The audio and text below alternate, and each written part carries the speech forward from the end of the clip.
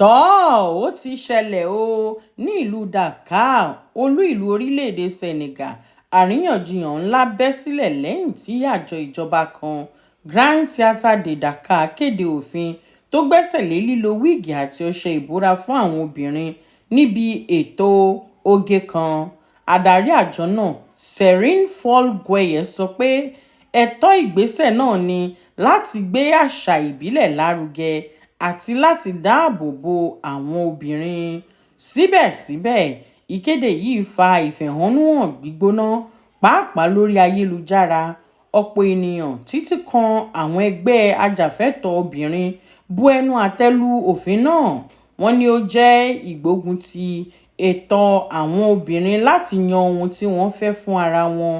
Àwọn alátakò fi ẹ̀sùn kan Gueye, ẹni tí ẹgbẹ́ òṣèlú rẹ̀ jẹ́ gbajúmọ̀ jù fún ìpolongo àṣà adúláwọ̀, pé ó kàn ń lo ipò rẹ̀ láti fi èrò ọkàn tirẹ̀ sọ àwọn obìnrin di ẹlẹ́wọ̀n láì lè ṣe ohun tí wọ́n bá fẹ́.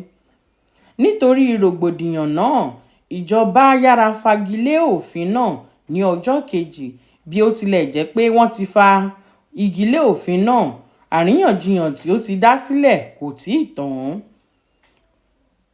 Ó ti gbé ìbéèrè jáde nípa bí a ṣe lè dá àṣà padà láì tẹ ẹ̀tọ́ ọmọnìyàn lójú, pẹ̀lú àwọn kan tí wọ́n sọ pé ó yẹ kí a gbájúmọ́ àwọn nǹkan pàtàkì bíi èdè, ètò ẹ̀kọ́ àti ọrọ̀ ajé dípò gbígbógun ti irun tàbí àwọ̀ ara àwọn obìnrin.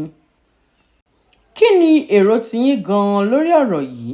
Ṣé ó tọ̀nà láti fi òfin de wíìgì àti ọṣẹ ìbora nítorí àṣà? Ẹ jọ̀wọ́ ẹ kọ èrò yín sí ìsàlẹ̀ ní abala ọ̀rọ̀.